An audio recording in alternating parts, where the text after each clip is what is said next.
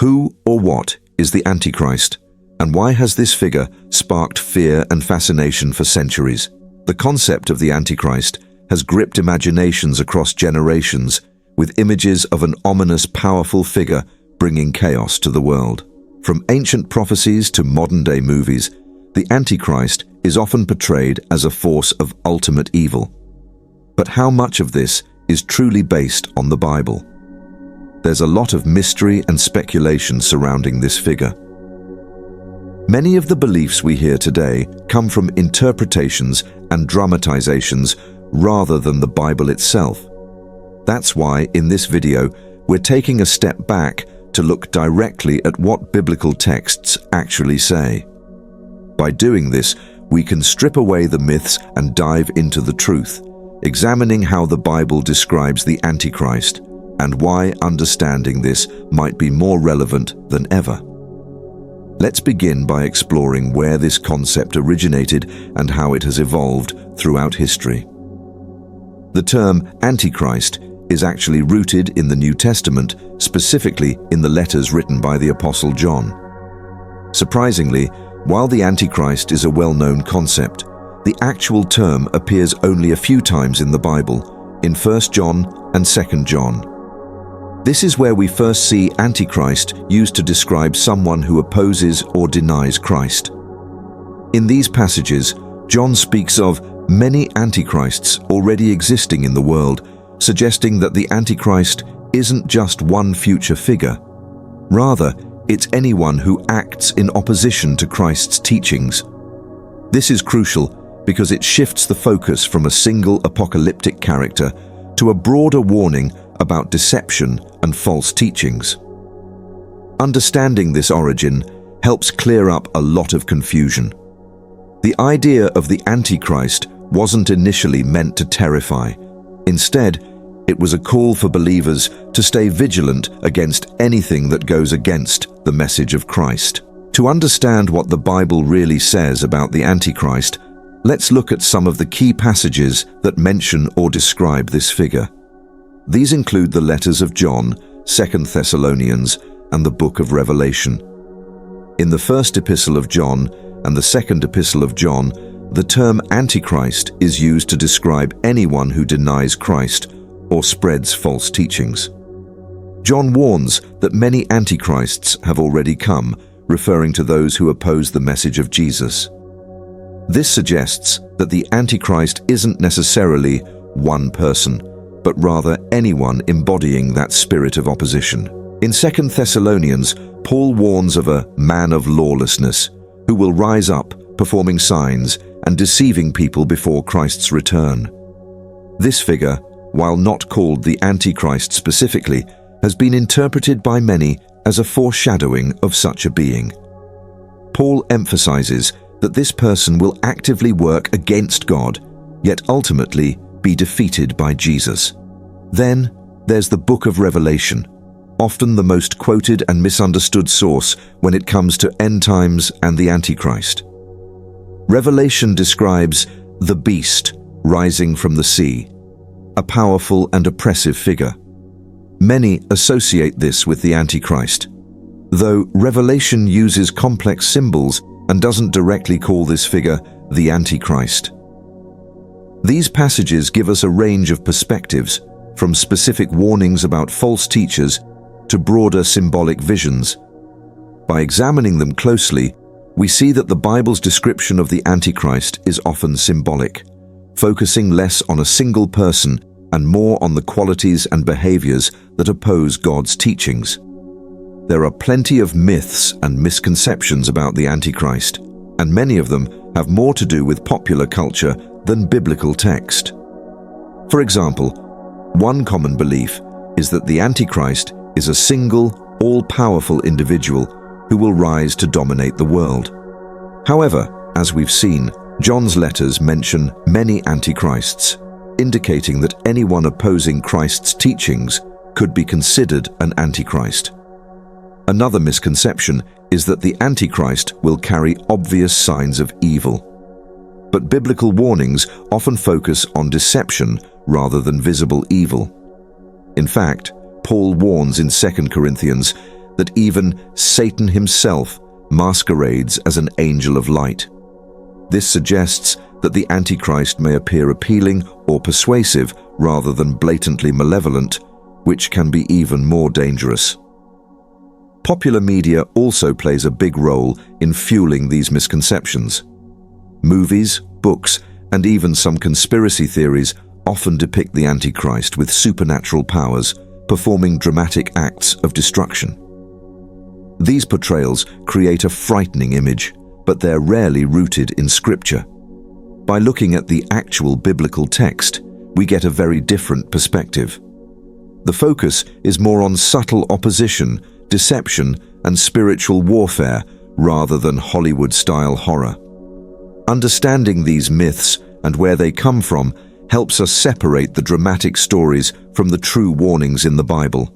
To grasp the concept of the Antichrist, it's crucial to understand the symbolic language used in the Bible, especially in books like Revelation, which are known for vivid, complex imagery.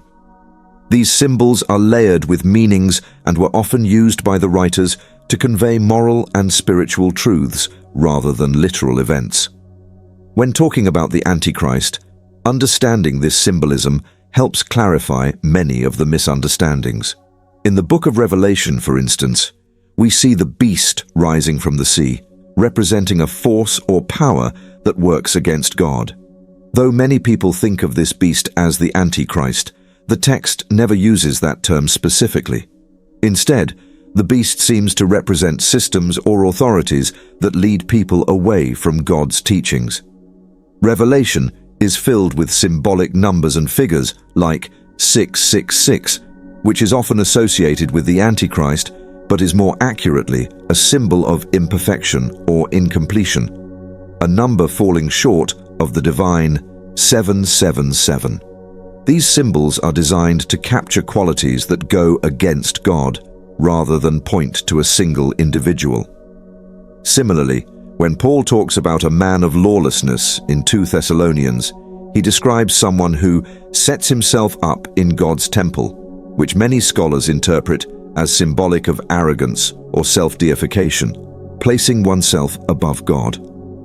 This isn't necessarily a literal act, but more of a warning against pride and rebellion, showing how certain attitudes oppose the values of faith. In apocalyptic literature, which includes Revelation and parts of Daniel, this symbolic style was common. The early readers understood these images as cautionary symbols meant to represent the spiritual battle between good and evil rather than physical events to come. This approach to biblical text is called figurative interpretation, where the purpose is to draw attention to the underlying messages rather than fixate on exact predictions. When we understand the symbolism, we see that the Bible's descriptions of the Antichrist aren't necessarily about a terrifying figure emerging in a specific way, but rather any person, force, or ideology that embodies opposition to God. These symbols emphasize spiritual vigilance and the importance of staying true to faith. They also serve as warnings that deceptive, ungodly influences may be closer and subtler than we think, showing up in ways that challenge our beliefs without us realizing it. By recognizing these symbols, we gain a more accurate understanding of the Bible's intentions. The Antichrist becomes less about predicting a single figure and more about identifying and resisting the forces that tempt believers away from their faith. This symbolic approach shows us the depth of the Bible's message, that the true spiritual battle is constant, and vigilance is essential for those who seek to live according to God's word. The idea of the Antichrist has been interpreted in various ways throughout history, often shaped by the events and fears of each era. Over the centuries, people have labeled many powerful or controversial figures as the Antichrist, from Roman emperors like Nero to figures as recent as Napoleon and Hitler. This pattern highlights how the idea of the Antichrist has frequently been used to explain or personify evil during turbulent times. In early Christian history, believers faced intense persecution and figures like Nero, who famously oppressed Christians, were seen as embodying the spirit of the Antichrist. His brutal actions fit the description of a man of lawlessness opposing God. Similarly, in the Middle Ages, religious and political conflicts led to more people being labeled as the Antichrist, especially those viewed as enemies of the faith or corrupt authorities. During the Protestant Reformation, for example, both Catholics and Protestants accused each other's leaders of being the Antichrist, seeing them as deceivers who threatened the true teachings of Christianity. As history progressed, modern events continued to influence these interpretations. In the 20th century, figures like Adolf Hitler and Stalin were often seen as antichrists because of their oppressive actions, especially against religious and ethnic groups. These leaders' sheer power and influence, combined with their blatant disregard for human life, led many to see them as fitting the biblical warnings about deceptive, godless forces. What's clear from these historical interpretations is that people have long turned to the concept of the Antichrist to make sense of the chaos and evil around them. The Bible's portrayal of the Antichrist as a figure or force opposed to God has been reinterpreted over time to fit the fears of each generation. This doesn't necessarily mean that each of these figures was the Antichrist in a biblical sense. Rather, it shows how the concept has served as a powerful symbol for what people view as ultimate evil. Understanding these historical roots helps us see how the Antichrist idea evolved beyond the Bible's initial teachings. The concept became a way for society to express its anxieties about leaders and movements that seem to oppose justice and faith, giving believers a framework for identifying and resisting what they see as spiritually harmful influences. This evolution underscores why it's essential to go back to the original texts to separate historical interpretations from the Bible's intended message. In recent years, scholars and theologians have taken a fresh look at the concept of the Antichrist, exploring it within its historical and cultural context. Many modern scholars agree that the term Antichrist was not originally meant to point to a single future individual, but rather to describe an ongoing spiritual challenge, one that applies to anyone who opposes or distorts the teachings of Christ. This interpretation suggests that the warnings about the Antichrist are meant to be timeless and relevant in every era. Some scholars argue that the focus on a specific Antichrist figure developed over time due to a misunderstanding of apocalyptic literature like that found in Revelation.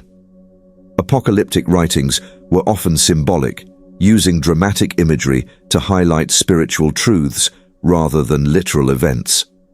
By understanding these texts in their historical context, scholars suggest that the Antichrist may not be a person at all, but a spirit of opposition, a representation of forces that seek to distract, deceive, or lead believers away from their faith. Leading theologians also emphasize that the Antichrist can be viewed as a spirit of deception.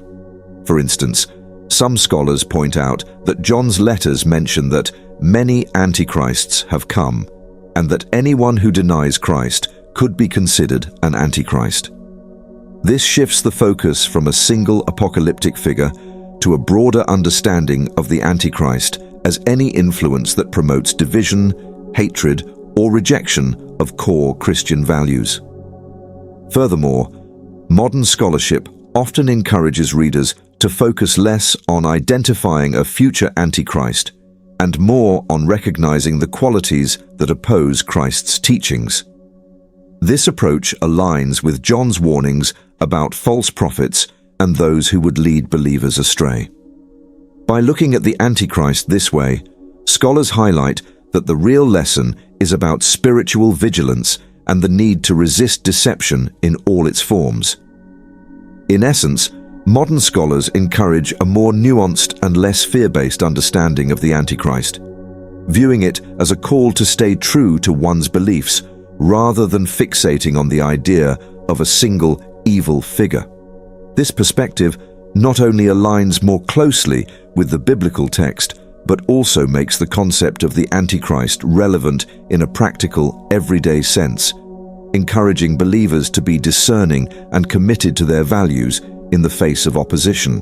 The concept of the Antichrist may seem like an ancient idea, but it remains incredibly relevant today. In a world filled with misinformation, conflicts, and rapid change, many people find themselves wondering who or what they can trust. This uncertainty can make the idea of the Antichrist resonate, as it represents a force that misleads, deceives, and opposes truth, a concept that feels all too familiar in our current world. In modern times, the Antichrist has come to symbolize a general threat to what is good, true, and just. Many see Antichrist-like influences in today's culture, such as ideologies that promote hatred, dishonesty, or disregard for others. Whether it's in politics, media, or even social movements, the notion of deceptive forces leading people astray is something many recognize. The warnings in the Bible about the Antichrist, then, remind believers to stay rooted in their values and approach life with discernment. Today's world also faces a unique challenge: the overwhelming amount of information and voices vying for our attention. It's easier than ever to encounter false teachings, manipulative messaging, or pressure to conform to beliefs that go against personal faith. For many, the biblical warnings about the Antichrist serve as a guide to carefully examine and question what they see and hear.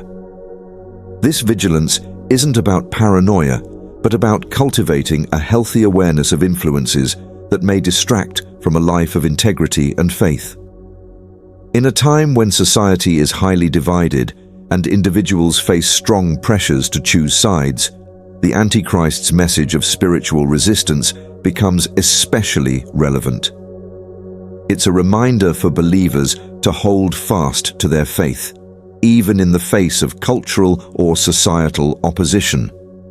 The call to recognize and resist deceptive forces can apply to anything that leads people away from compassion, kindness, and truth. Ultimately, studying the Antichrist today isn't just about understanding a biblical figure.